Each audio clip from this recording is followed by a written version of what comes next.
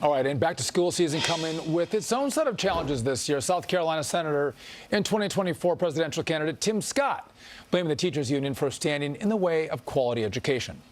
The problem is that the teachers unions stand in the doorway of every school and say, we're going to trap poor kids in the poor schools.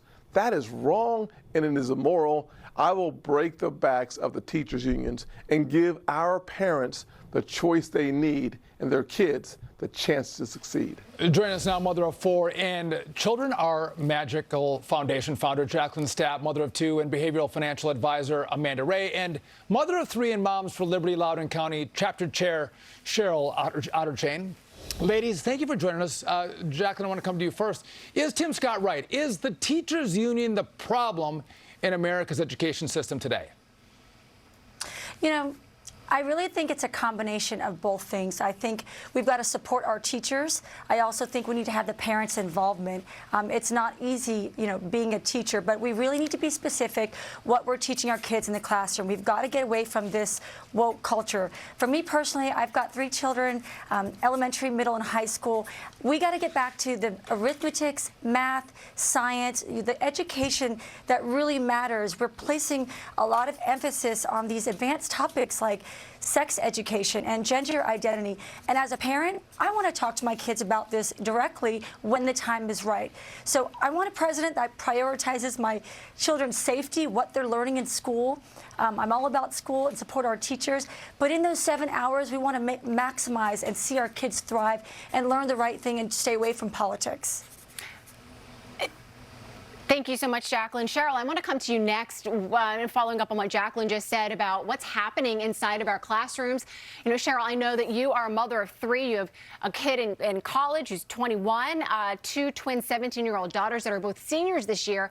And I know you have concerns about consequences, responsibility being taught in the classroom. What do you think we're missing out? What needs to change when it comes to teaching our kids how to be accountable?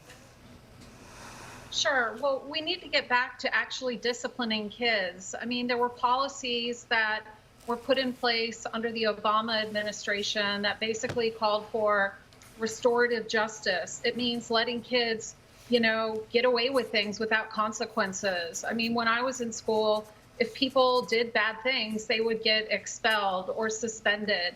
Rarely do I ever hear about any kids in my daughter's school being in trouble for anything. They seem to just push the kids along, not unlike they do with grades. Yesterday, the Virginia Department of Education put out the latest SOL, Standards of Learning test scores, and it was pretty alarming. Kids in grades 3 through 8, over 50% of them are not reading on grade level, and 2/3 are not at grade level in math. I mean, we need to just get back to the basics, like the former woman was saying. I mean, we have so much being injected into the curriculum, whether it be social emotional learning, you know, some of these woke concepts, the invasive surveys. We need to get all of that out of there and get these kids back up to speed where they were before schools closed. Amanda, if I can come to you and ask you about your experience with your 2 girls, because an issue that we've been combating in this country is learning loss. It's been a huge issue, and we were discussing it earlier in the program. This is as a result of COVID and so many different things, but also that isolation, the psychological damage that came out of that time period. Yet you've got an administration with some new strains of COVID going around, wanting to start to enforce mask mandates at schools and some of these regulations again. That's not going to help us get ahead, is it? Not at all. And I think if we look back, and moms are the ones who sounded the alarm bells during the COVID lockdowns, we knew that this was going to be a problem for learning and for social isolation for children.